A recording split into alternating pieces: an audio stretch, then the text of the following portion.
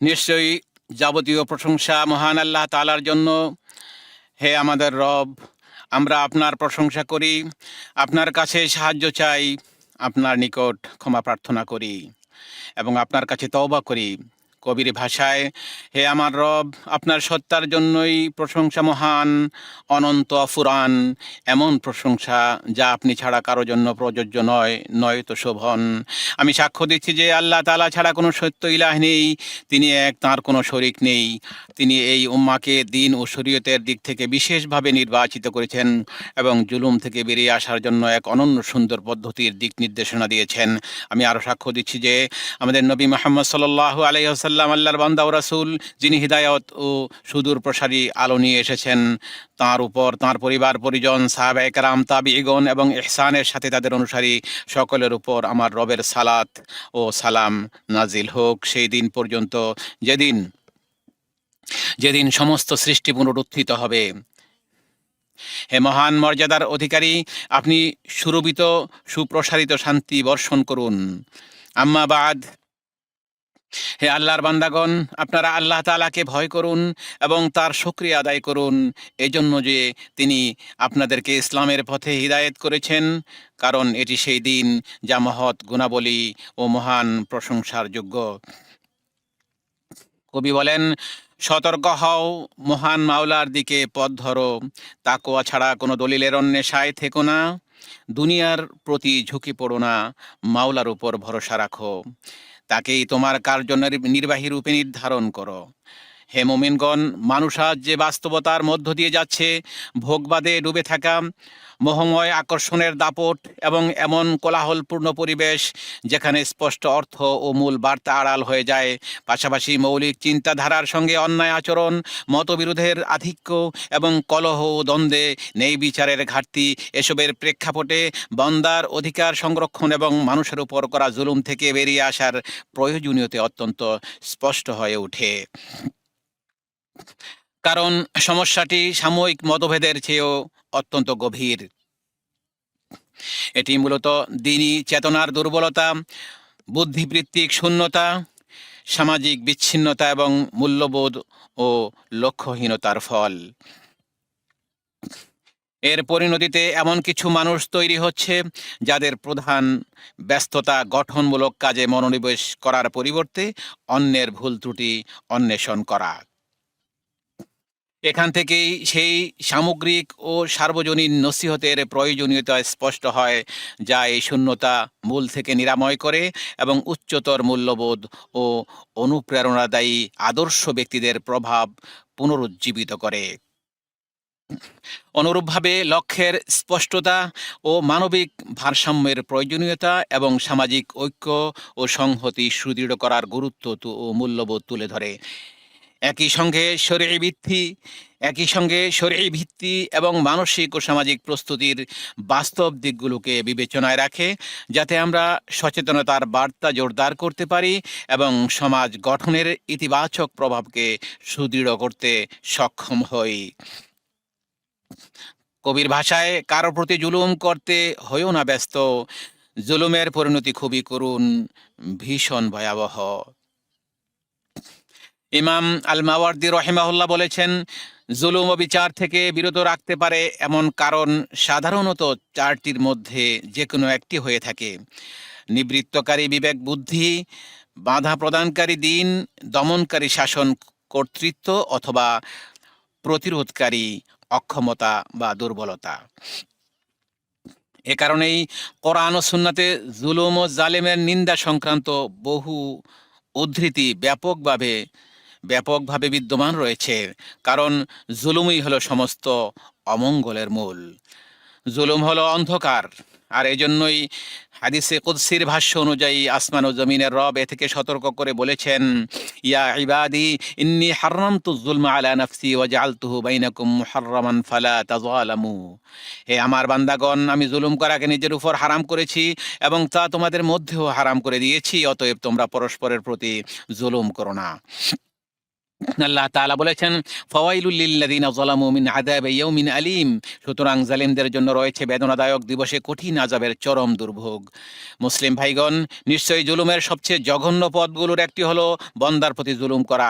এ পথ রক্তাক্ত কাঁটায় ভরা, যা অনুসারীকে ধ্বংসের অতল গহ্বরে নিক্ষেপ করে কতবার তা মিথ্যাকে সত্যে পরিণত করেছে, অধিকার নষ্ট করেছে এবং এমন ক্ষতি ডেকে এনেছে যা সুসজ্জিত বন্ধনকে ছিন্ন বিচ্ছিন্ন করে দিয়েছে। এই জুলুমের আওতায় পড়ে প্রাণ, সম্পদ ও সম্মান। নবী সাল্লাল্লাহু আলাইহি ওয়াসাল্লাম থেকে সহিহ সনদে বর্ণিত হয়েছে, তিনি বলেছেন, ইন্না দিমাআকুম ওয়া আমওয়ালাকুম ওয়া আরাদাকুম আলাইকুম হারাম কা হুরমাতি ইয়াউমিকুম হাযা ফি বালাদিকুম হাযা ফি শাহরিকুম হাযা। নিশ্চয়ই তোমাদের রক্ত, তোমাদের সম্পদ, তোমাদের ইজ্জত সম্মান তোমাদের জন্য তেমনি সম্মানিত, যেমন সম্মানিত তোমাদের এ দিনটি তোমাদের এ শহরে এবং তোমাদের এ মাসে। আবু হুরায়রা রাদিয়াল্লাহু তাআলা আনহু থেকে বর্ণিত, রাসূলুল্লাহ সাল্লাল্লাহু আলাইহি ওয়াসাল্লাম বলেছেন, আতাদরুনা মানিল মুফলিস? ক্বালু আল মুফলিসু ফিনা মান লা দিরহাম লাহু ওয়া লা মাতা। ফাকালা ইন্নাল মুফলিসা মিন উম্মতি ইলা আখিরিল হাদিস। তোমরা কি জানো প্রকৃত নিঃস্বকে? প্রতি উত্তরে তারা বললেন, আমাদের মাঝে প্রকৃত নিঃস্ব হলো ওই ব্যক্তি যার কোনো পয়সা কড়িও সহায় সম্পত্তি নেই। তখন তিনি বললেন, আমার উম্মতের মাঝে প্রকৃত নিঃস্ব হলো ওই ব্যক্তি যে কিয়ামতের দিন অনেক সিয়াম, সালাত ও যাকাত নিয়ে আসবে, অথচ সে কাউকে গালমন্দ করেছিল, কাউকে অপবাদ দিয়েছিল, কারো সম্পদ অন্যায়ভাবে গ্রহণ করেছিল। তখন তাকে বসিয়ে দেয়া হবে, অতঃপর তার নেক আমল থেকে ওকে কিছু দিয়ে দেয়া হবে। এক পর্যায়ে তার ঋণ শেষ হওয়ার পূর্বে যখন তার নেক আমল ফুরিয়ে যাবে, তখন তাদের পাপ তার উপর চাপিয়ে দেয়া হবে। এরপর তাকে জাহান্নামে নিক্ষেপ করা হবে। এই বান্দা সালাত, যাকাত ও সিয়াম নিয়ে উপস্থিত হয়েছে, অর্থাৎ সে ইসলামের রোকনগুলো আদায় করেছে, পাহাড় সমান এক আমল নিয়ে এসেছে এবং মনে করেছে এগুলোই তাকে নাজাত দেবে। কিন্তু সে মানুষের উপর করা জুলুমের বোঝা বহন করে এসেছে, যা তার পরিণতিকে জাহান্নামের দিকে ঠেলে দিয়েছে। এখানে মদ্যপানের কথা উল্লেখ করা হয়নি, যদিও তা একটি মহাপাপ এবং কবিরা গুনাহগুলোর মধ্যে অন্তর্ভুক্ত। এর কর্তা অর্থাৎ যে এই মদ্যপান করে, আল্লাহর ইচ্ছার অধীন তিনি চাইলে তাকে ক্ষমা করবেন অথবা শাস্তি দিবেন। কিন্তু মানুষের হক সংক্রান্ত জুলুমের ক্ষেত্রে অবশ্যই দাবি পূরণ ও হক আদায় করতে হয়, কারণ তা ব্যক্তিগত অধিকার, তা বিশেষ অধিকার।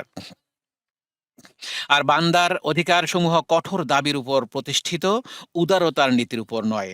এজন্যই সুফিয়ান সাওরি রহিমাহুল্লাহ বলেছেন, আল্লাহর সঙ্গে তোমার ও তাঁর মাঝে সংঘটিত হওয়া ৭০টি গুনাহ নিয়ে সাক্ষাৎ করা তোমার জন্য বেশি সহজ, মানুষের সঙ্গে তোমার ও তাদের মাঝে সংঘটিত হওয়া একটি গুনাহ নিয়ে আল্লাহর সাক্ষাৎ করার চেয়ে।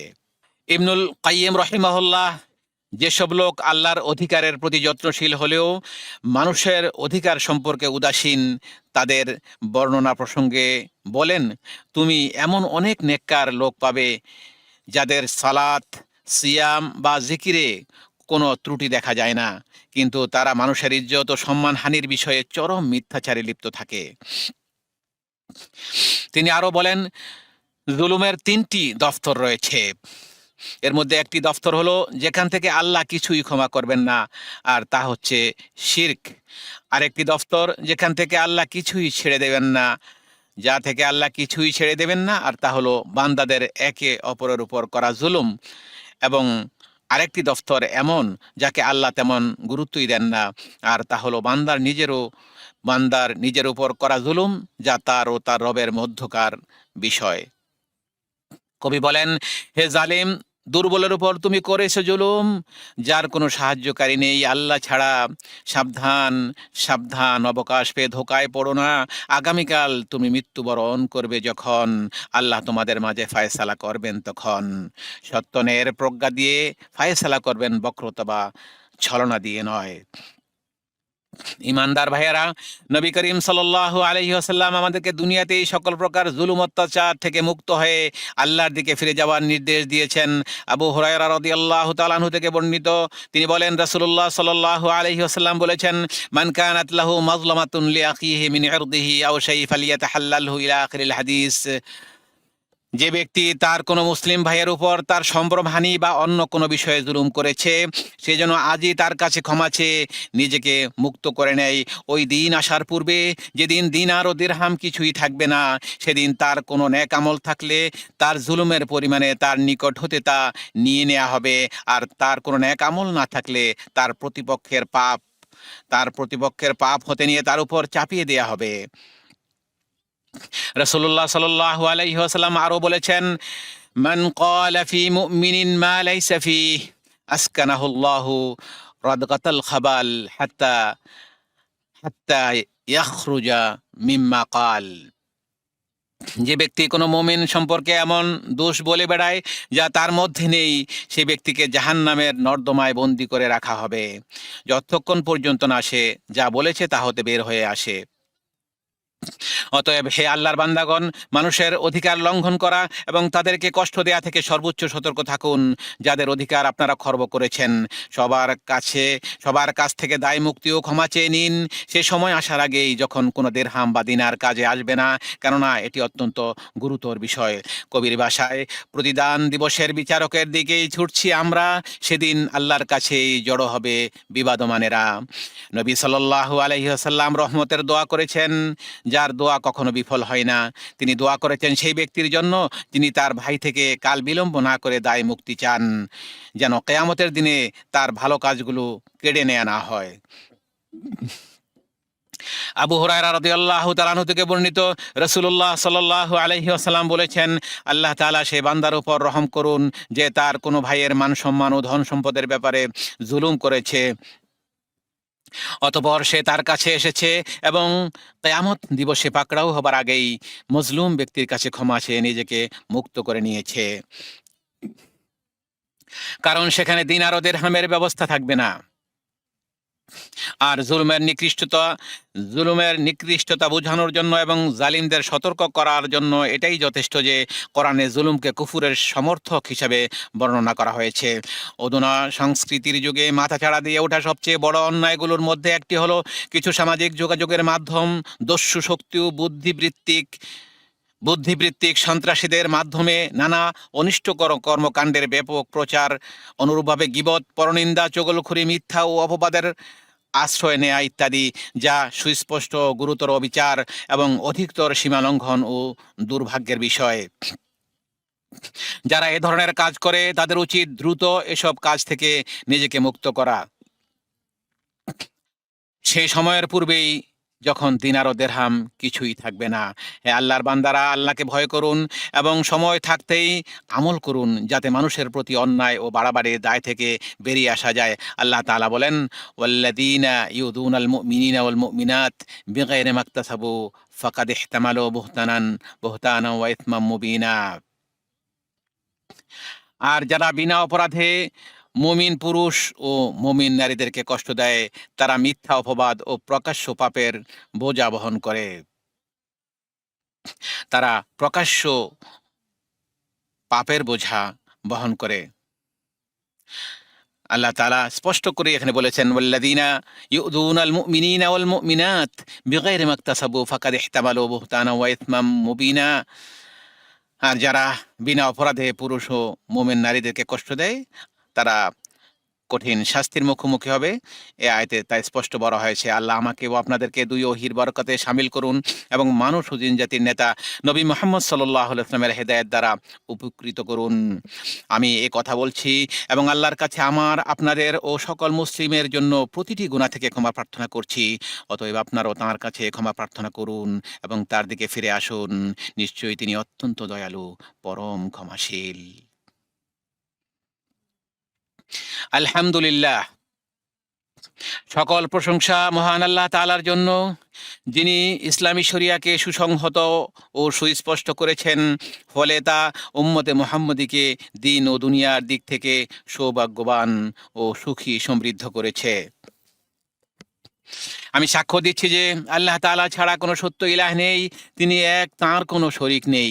আমি আরও সাক্ষ্য দিচ্ছি যে আমাদের নবী মুহাম্মদ সাল্লাল্লাহু আলাইহি ওয়াসাল্লাম আল্লাহ তাআলার বান্দা ও রাসূল। আল্লাহ তাআলা তাঁর প্রতি অনুগ্রহ ও শান্তি বর্ষণ করুন। তিনি সেই ব্যক্তি যিনি আত্মাকে সর্বাধিক পরিশোধিত করেছেন এবং ঈমানের মাধ্যমে তাকে জীবন্ত করেছেন। তাঁর পরিবার পরিজন এবং উম্মতের মধ্যে সবচেয়ে কর্মশীল ও তাকওয়াবান সাহাবায়ে কেরাম এবং কিয়ামত অবধি ইহসানের সাথে তাদের অনুসারী সকলের উপর আল্লাহ তাআলা সালাত, সালাম ও বারাকা নাজিল করুন। আম্মা বাদ, হে আল্লাহর বান্দাগণ, আল্লাহকে আপনারা যথাযথভাবে ভয় করুন এবং সকল সন্ধ্যায় আত্মাকে পরিশুদ্ধ করার জন্য চেষ্টা করুন। জেনে রাখুন, সর্বোত্তম বাণী হলো আল্লাহ তাআলার কিতাব এবং সর্বোত্তম হিদায়াত হলো নবী মুহাম্মদ সাল্লাল্লাহু আলাইহি ওয়াসাল্লামের আনিত হিদায়াত, আর প্রত্যেক বেদাতি পথ ভ্রষ্টতা। হে ঈমানদারগণ, আমরা এখন রজব মাসের শুরুতে আছি। এই পবিত্র মাসে আপনারা নবী সাল্লাল্লাহু আলাইহি ওয়াসাল্লামের হিদায়াত এবং শ্রেষ্ঠ যুগসমূহের সালাফদের পন্থাকে দৃঢ়ভাবে আঁকড়ে ধরুন। বেদাত ও নতুন উদ্ভাবিত দ্বীনি বিষয়ের ব্যাপারে সতর্ক থাকুন। জেনে রাখুন, নবী সাল্লাল্লাহু আলাইহি ওয়াসাল্লামের পক্ষ থেকে এই মাসের ফজিলত সম্পর্কে বিশেষ কোনো কিছুর সততা প্রমাণিত হয়নি।